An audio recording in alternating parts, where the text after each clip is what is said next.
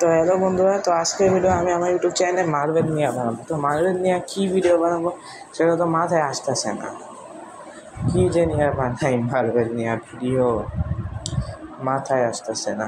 আচ্ছা, মার্বেলের হয়তো সি নিয়ে ভিডিও বানায়, কী জানিস ছিল ওটা মার্বেলের স্পেকটাকুলার স্পাইডারম্যান। ওটা বন্ধ কেন হয়ে গেছে?